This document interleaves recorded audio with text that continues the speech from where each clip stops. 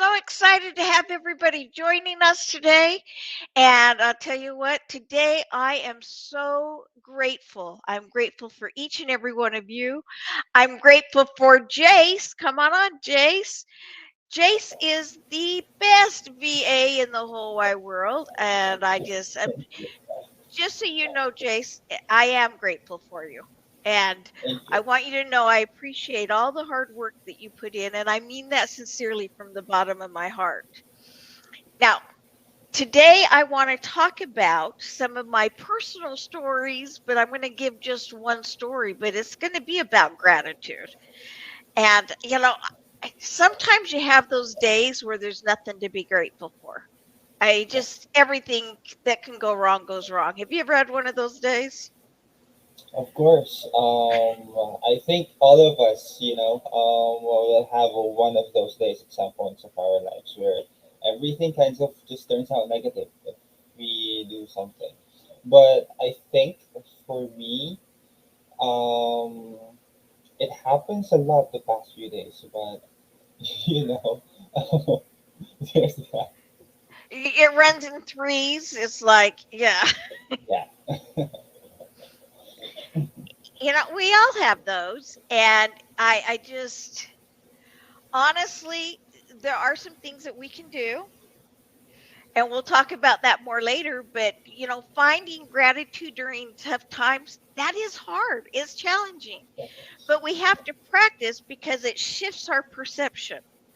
And, we practice on the little things like somebody smiled at us, or, we have a friend that loves us unconditionally, even if we screw up or do something stupid. Or maybe for a piece of chocolate or a cup of coffee. In my case, it would be chocolate, milk chocolate, preferably. Um, Give me my chocolate. Um, you guys are like, oh, Karen. Um, but the little things, and you keep those in mind. And if you keep the little things in mind, it makes it easier. But you got to write them down, because on days like today, in your case, days like the last few days, it's easy to forget that things have gone right in the past because we get so focused on the here and now. I mean, focused on the here and now. So, my challenge to you is to journal, but I have another challenge for you. Are you ready for this? Every day, I want you to list 10 things that you are grateful for. And yes, bodily functions count. I was challenged to do, you like this, Jace, true story. I was challenged to do this many years ago. And I was challenged, they didn't tell me about body functions though, but I was challenged to come up with 10 things I was grateful for. And I'll tell you what, for days I'd go, I'm grateful that,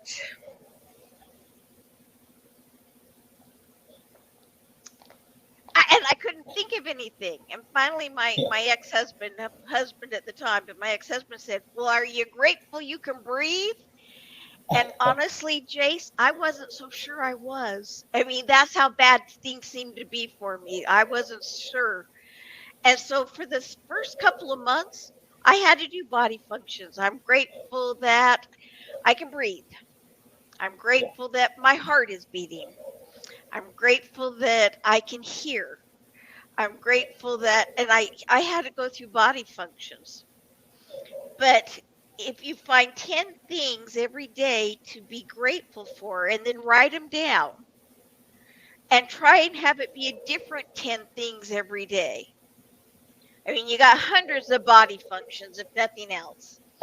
But, just 10 things to be grateful for every day, then it changes everything.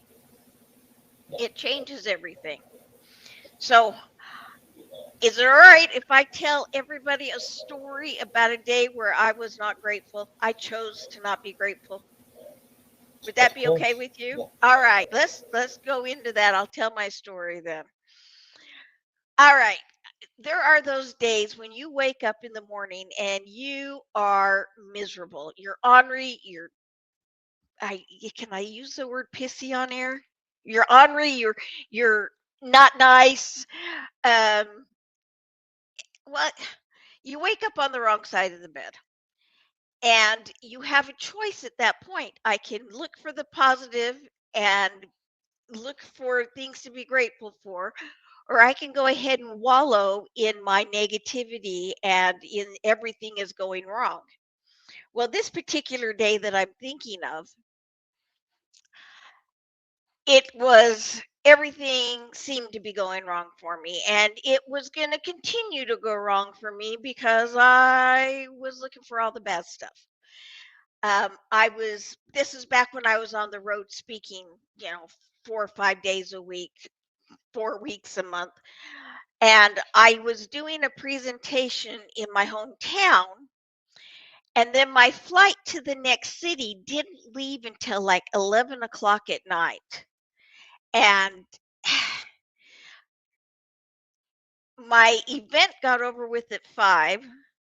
If it was long, I'd be done by 6. That left me with 5 hours with nothing to do. And nobody was going to be at my home. So there was no point in me going back home and then going to the airport. And there was no one to take me to the airport. And this was before Uber. And I didn't want to pay a taxi. So it was like, just go to the airport, sit and wait. Now, I don't know if you've ever sat and waited in an airport for 5 hours, but it is excruciatingly painful and boring. So I was already irritable because of that. I was irritable because nobody was going to be home. I mean, how dare they go and have fun and play while I'm having to travel and not have any fun? I mean, you know what I'm saying? You can see how I'm looking for the things to be negative about. Well, I get to my hotel that I'm speaking at, and I go into the large room, and there are supposed to be boxes there for me to display some items with. And of course, no boxes. Just of course. Now, do I believe there were no boxes because I was irritable? No, they just weren't there. Have I had it happen before where there were no boxes and I went, okay, let's find the boxes? And it wasn't a big deal? Yes. But because I chose to be irritable this day, I was fuming that the boxes were not there. And then to make it worse, true story. To make it worse, they had had a family party in the event hall the night before, and one of them had spilt a gallon of milk on the carpet. I don't know if you have ever smelled spoiled milk before, but oh my goodness, it is rank. So here's the spoiled milk smell. My boxes aren't there. And to top it off, they didn't have the chairs lined up right. Now, there is a way to line up chairs so that people can participate better. True story, anybody that's speakers, you know how this goes. There are certain ways that you want them lined up, and the chairs were all wrong. So I'm on the phone with the hotel trying to find my boxes. I'm personally lining up the chairs so that they are right. I'm asking them to please find a way to clean up this freaking smell of spoiled milk. Okay, I'm irritable. Well, you like this. My topic that day was on being positive. So I got up on stage and with the biggest smile I could muster, I talked about being positive. And every time I said something about being positive, my mind went, not, not, because I was enjoying being miserable. We all have those days where we enjoy being miserable. Now, that doesn't mean we should be, but we do. Well, I did my presentation and I am at the last half hour of the presentation. I am almost done with the day when all of a sudden somebody from the hotel came in and said, Karen, is there a Karen Marzo here, which was my maid or my previous married name? Is there a Karen Marzo here? And I went, that would be me. And they said, we have an emergency call for you. Okay, now my first thought, and some of you would have this thought too, my first thought was somebody better be dead or dying, or I'm going to kill them for interrupting this important session that I'm giving. I will forever regret having that thought. Because when I got the phone, what I heard was, your son has attempted suicide and is in ER. Throw me back. I could smell the rank smell of the milk. I could hear the clock as it ticked, ticked, ticked, ticked. Everything in the room seemed to stop, and my heart sunk to the bottom of my feet. And I instantly regretted saying what I had said in my mind. Well, as I told Jace earlier, I had for years been practicing gratitude, 10 things to be grateful for. And at that moment, that habit jumped in, even though that day I'd already chosen to be negative and irritable and ornery and enjoy not having a good attitude. It jumped in, and automatically my mind starting to say things that I'm grateful for. One, I'm grateful he wasn't successful. Two, I'm grateful that I have a friend that went through this with her daughter. Not that she went through it, but that she knew what to do, and I would have her for support. I'm grateful I had friends and family that I could have for support. I'm grateful for, it was hard to come up with 10 things to be grateful for, but there were things to be grateful for. And the number one was that he was not successful. And one of my gratitudes were, thank goodness my flight doesn't leave until 11. I'll have 5 whole hours to get to spend with him in the hospital. And I was grateful that I was going to be on the road because I knew what lay ahead. And that was they would put him in the psych ward and I wouldn't be allowed to see him for a minimum of a week. Well, the audience understood. We ended the session. I ran to the hospital. Well, because I had been able to instantly bring myself into an attitude of gratitude, when I saw him, instead of being, how could you do this to me? Because let's be honest, sometimes when bad things happen, it's, how could you do this to me? How could you put me in a position to be worried about you? When in reality, it has nothing to do with me. Because of an attitude of gratitude, I was able to remove myself from the situation. And I said, I am so sorry you felt this was your only option. What can I do to make it better for you? How can I make it better for you? And he started to cry and he says, you're not mad at me? And I said, absolutely not. I am not mad at you at all. I'm hurt that I didn't recognize the signs and that I didn't help you in advance. That's my bad. But that has nothing to do with you. You're hurting and there's a reason you're hurting. And you're going to have to find out what that reason is. And I can't tell you because I don't know. And even if I did know, I wouldn't fully understand because I am me and not living your situation. Well, everybody else came and went, I can't believe you did this to me. Do you know how worried I was you had me? Well, I didn't know this until years later, well, months later, I should say, when he wrote an ode to Mother. And in that, he said, thank you for being more concerned about me than you were about how it was impacting you. Um, but that's a whole nother story. But that comes back to having practiced gratitude every single day for years. And I had days where I chose not to be grateful. I had those days when if things went wrong and I could choose, do I want to find the good things happening or do I want to go ahead and wallow and focus on the bad things? And you know what? Let's be honest. Sometimes it feels good to wallow on the bad things because we get sick and tired of always looking for the good. But you want to look for the good whenever humanly possible. So I challenged him. I said, we both know I'm not going to be able to see you. I'm going to be gone on the road speaking. You're going to be here. They're not going to let family in to see you for a while, but they'll let me call you. I'm going to call every day, and I need you to tell me 10 things you're grateful for. Well, the next day I called, and all he could come up with bodily functions. And I said, that's okay. Write them down. And tomorrow we want another 10 that's not already written down.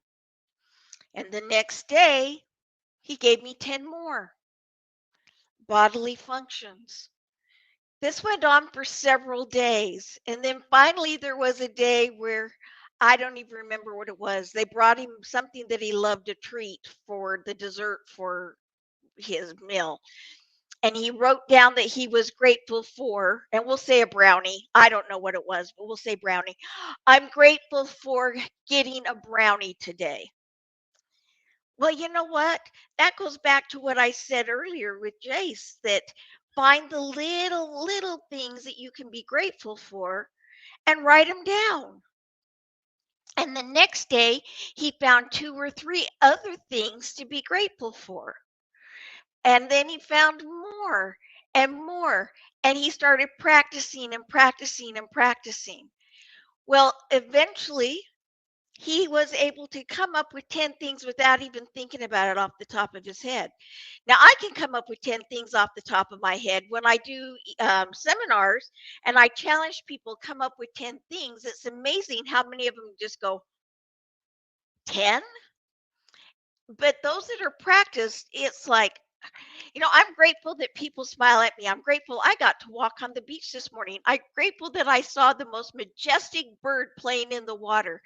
I'm grateful for my husband because he is delightful. I am grateful that somebody bought our scooters. So when we move back to St. George, our scooters are gone. I'm grateful. You get the idea. Um, and those are all things that happened just today so far. And there's a whole long list of other things. I'm grateful for Jace, and I am grateful for him every day.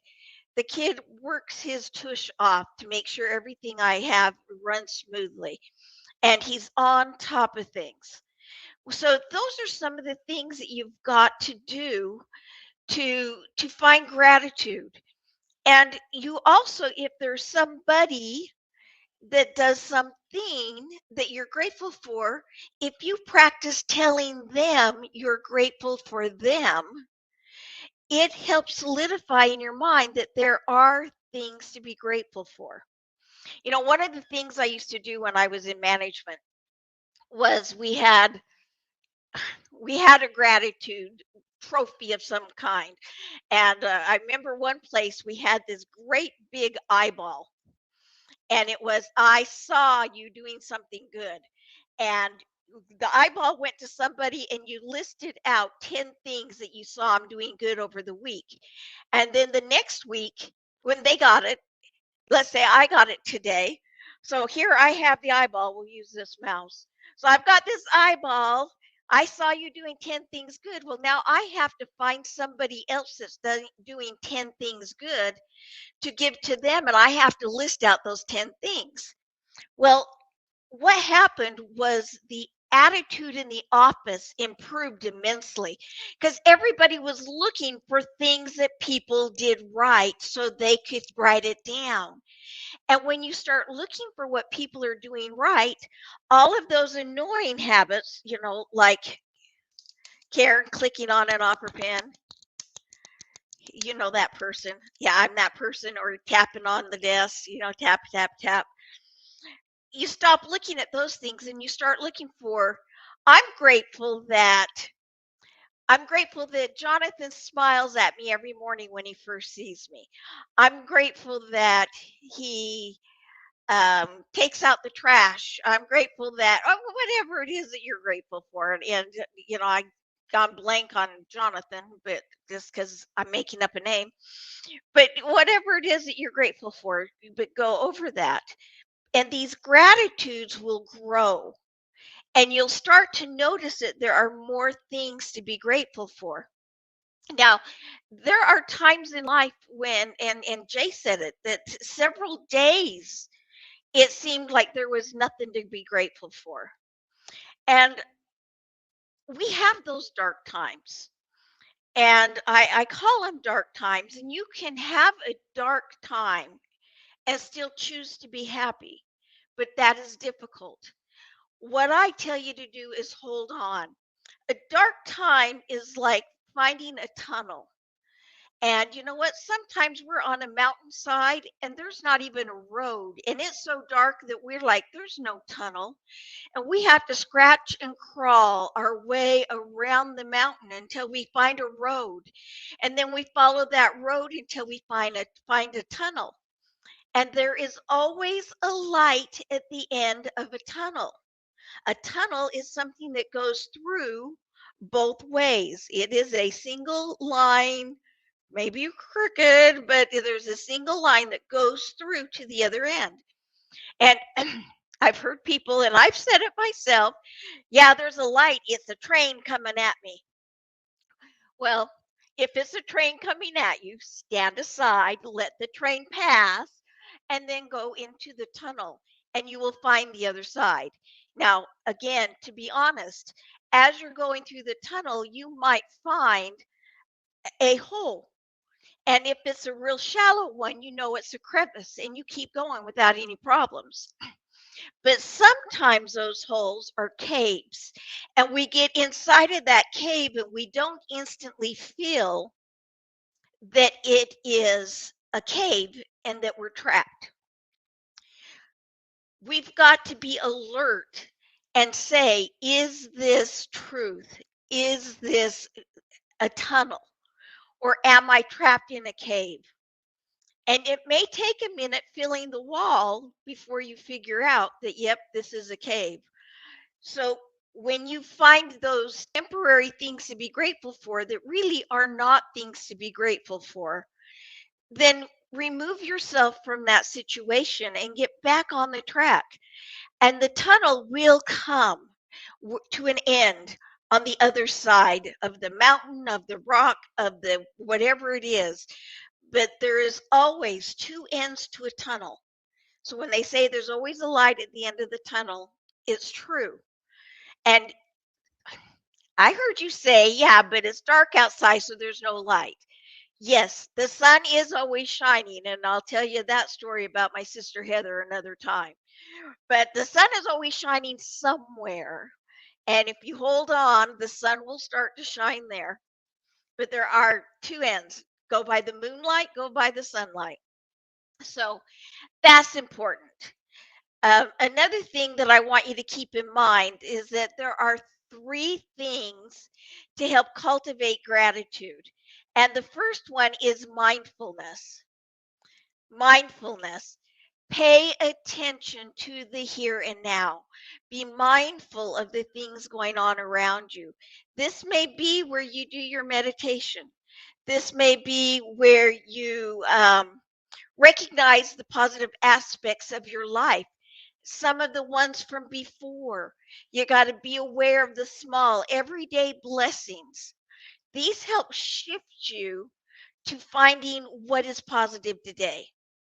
Number two, okay, that's a two. This is a three. Number two, reflection. Regularly take time to reflect on what you're grateful for. And this can again be through journaling, it can be through meditating, or simply just pausing for a moment and taking in a deep breath and feel joy and kindness. But reflection. So, meditation, reflection. And then the last one is expression. Express gratitude. Tell people what you're grateful for. If you're grateful for somebody else, tell them you're grateful for them. Do acts of kindness yourself. And, sharing your appreciation helps strengthen your connection and reinforces positive feelings for you toward other people, but also toward yourself. I am grateful that I was able to say buena dias to about 30 people this morning. Yes, at 6 in the morning, there were at least 30 people on the beach, and buena dias was said by everybody, but I was grateful I could smile and say that to people. Now, that sounds really weird. Why would you be grateful you can smile? Because not being able to smile is sad. I was able to sincerely smile from my whole being and grateful to be able to my very few Spanish words that I know, buena dias, and they say it different here. They say buena dia, but buena dias is good morning. How are you? Good day. It's one of those. It's actually good day, but it makes me feel better to know I can smile at others, but it also instantly puts a smile on the other person's face. Unless they are truly grumpy on purpose, people will automatically smile when you smile at them and say good morning. And you know what? When they smile at you when you say good morning, be grateful that they smiled back at you. Those are some of the things to be grateful for. Now, I want to show you a picture of my beautiful young boy. My son, this is my son. This is my son that had attempted suicide. He felt like he had no reason to live, nothing to live for. And yet is the joy of my heart. The kid is brilliant. He plays, I don't know, 117 different musical instruments, probably 17 of them first chair. Give him an instrument in a couple of days and he'll master it. He thinks in numbers, he thinks in rhythm, he thinks in music, but he also is very analytical. He's what I call an owl. He can find problems and solve problems faster than anyone I know. The kid is, again, brilliant and has every reason in the world to be grateful, but at that point in his life, there was nothing to be grateful for because everything seemed to be going wrong for him. And as we talked about it as time went on, I can understand how he felt. Now, can I really fully understand it? No, because I wasn't the one going through it. But it made sense to me why he felt that way as we continued to talk about it. And it made sense why he felt better as life went on. And today he is a very wonderful, happy, thriving 37-year-old, where then he was 18. And there's a huge difference. And he's a very happy, well adjusted human being and has a lot to live for. And people are grateful. He is one of my gratitudes is that I have him in my life because he regularly sends me notes saying, "Hey, mom, love you. How are you doing today?" And I look forward to those notes. My daughter does that too. "Hey, mom, I love you. How are you doing today?" And my kids, as they do that, that's something to be grateful for. And the more I'm grateful for, the easier it is to show the love back. And the more I show the love back, the easier it is for them to show love to me. Gratitude. Gratitude is an attitude that we choose to have. And I am, again, so grateful for all the many, many blessings that I have. And I have bad things happen. And you know what? I'm not grateful for that bad thing, but I'm grateful for other things that I can focus on. That doesn't mean you ignore the bad thing and pretend it doesn't exist. It does. So you've got to do something about it. You've got to communicate. You've got to remove yourself from the situation. You've got to fix a problem. You know, you may have to hire a plumber. Whatever it is, there is a way around that. But you focus on that which is good. And here is another big challenge that I'm going to give to you guys. New Year's Eve. Do not write New Year's resolutions this next New Year's Eve.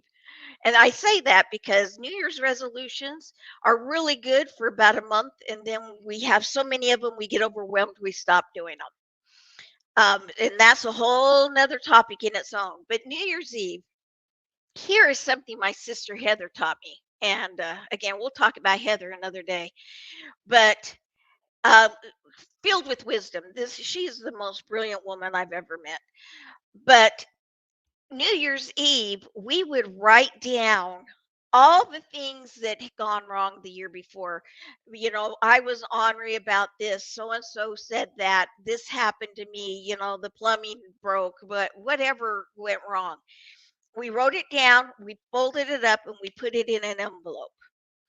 And then we had to write down a minimum of 100 things that went right the past year.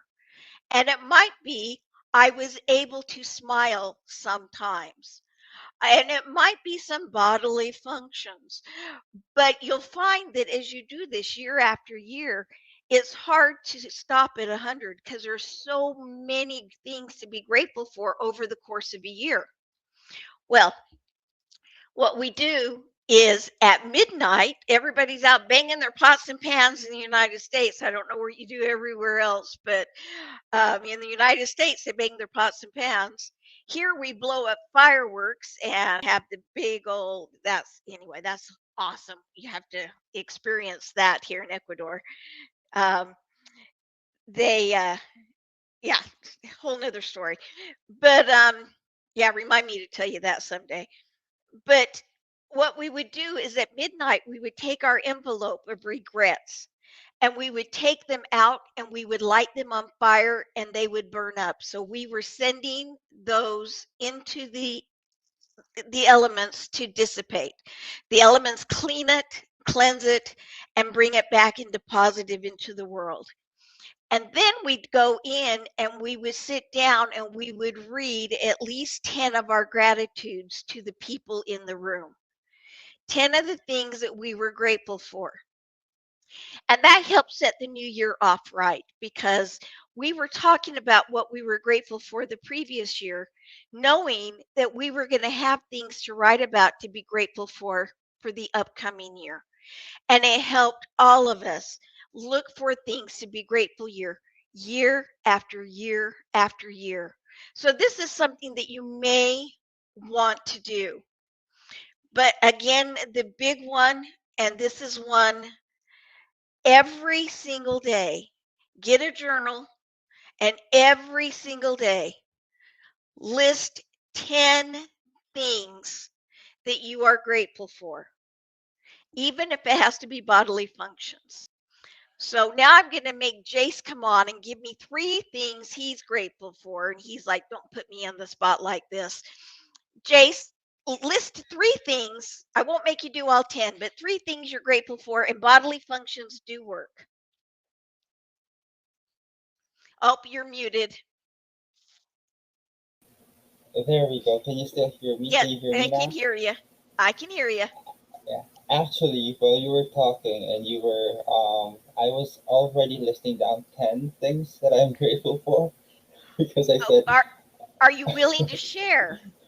yes, I'm going to share this. So, the first one would be I am grateful for having my parents with me currently.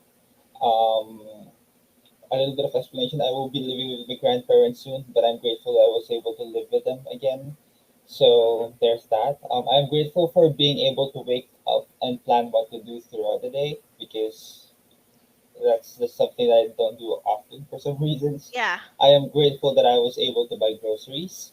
And I am grateful for you because Oh, I can now remind myself again that when I buy groceries, I need to challenge myself and make a small change, which I did again earlier. And I am grateful that I get to work. I am grateful that I was able to get ready faster today than the past few days. I am grateful that I have a partner that assists me and reminds me on what I need to do. I am grateful that I get to listen for another episodes of KARENISMs because now I can already remind myself that it's always good to have even the tiniest bit of gratitude, just so that you can look very positively on things. And I am grateful for you again on reminding me that there are always small things that I can be grateful about. And I am grateful that I have friends that I can be with even after months of having no conversations with them. So, Oh, that is wonderful. What a fabulous list of gratitudes.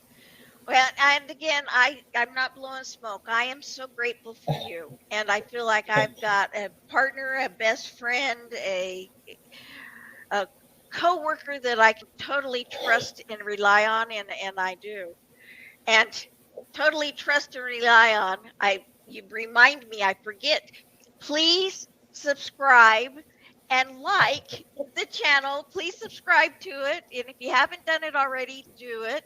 Subscribe and then like, because that makes a big difference for us, for our algorithms, so that we can continue to bring shows to you. And so I really appreciate that. And that being said, I am excited about Wednesday's show. Jace, we got a great one coming Wednesday. I've got Holly you Parter will. on again, and she's going to talk about transformative, spiritually transformative experiences. And oh my gosh, this woman's had 3 near-death experiences, and she's every one of them was completely different, and she's going to share one of those with us again on Wednesday. And that's on Power Surge Wednesdays at 10 a.m. Pacific, 1 p.m. Eastern Time. And again, be sure and join us next week for Karenisms Mondays, 10 a.m. Pacific, 1 p.m. Eastern Time. We try and do everything at that time frame, 10 a.m. Pacific, 1 p.m. Eastern Time, so that if you're going to hear from me, you know that's going to be the time frame that you do. And I've got a webinar that's coming up. Be on the lookout for that, because we want to get you signed up for the webinar too, and I'll talk more about that next week. That being said, I am grateful for all of you, and I'm grateful for the opportunity I've had to do these shows, and for you tuning in. That being said, mwah, ciao for now.